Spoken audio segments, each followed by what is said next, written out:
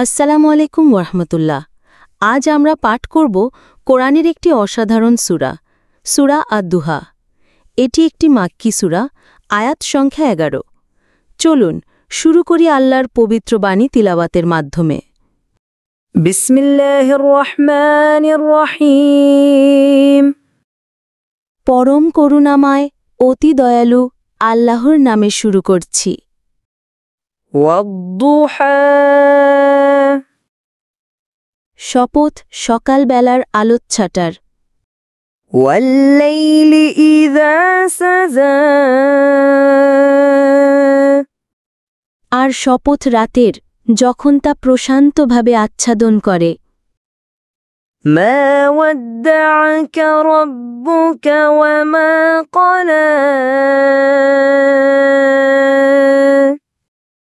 আপনার প্রতিপালক আপনাকে ত্যাগ করেননি এবং আপনার প্রতি অসন্তুষ্টও হননি। ওয়ালাল আখিরাতু খায়রুল লাকা মিনাল উলা,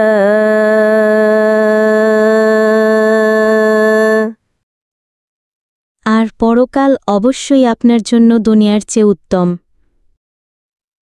ওয়ালাসাউফা ইউ'তিকা রাব্বুকা ফাতারদা, আর অচিরেই আপনার প্রতিপালক আপনাকে এত কিছু দেবেন যে আপনি সন্তুষ্ট হবেন।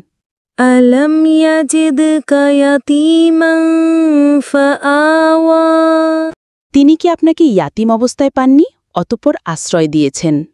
ওয়া ওয়াজাদাকা দাল্লান ফাহাদা, তিনি কি আপনাকে পথহারা অবস্থায় পাননি, অতঃপর সঠিক পথ দেখিয়েছেন।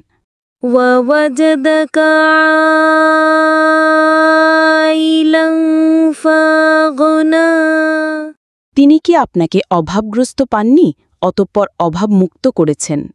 ফাআম্মাল ইয়াতীমা ফালা তাকহার, অতএব ইয়াতিমকে তুমি অবহেলা করো না।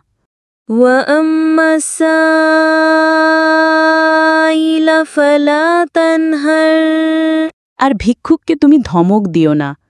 ওয়া আম্মা বিনি'আমাতি রাব্বিকা ফাহাদ্দিস, আর আপনার প্রতিপালকের অনুগ্রহের কথা প্রচার করুন। আল্লাহ আমাদেরকে এই সূরা থেকে শিক্ষা গ্রহণের তৌফিক দান করুন। আল্লাহ যেন আমাদের জীবনকে আলোতে ভরে দেন এবং ইয়াতিম ও অভাবগ্রস্তদের প্রতি দয়া প্রদর্শনের তৌফিক দেন।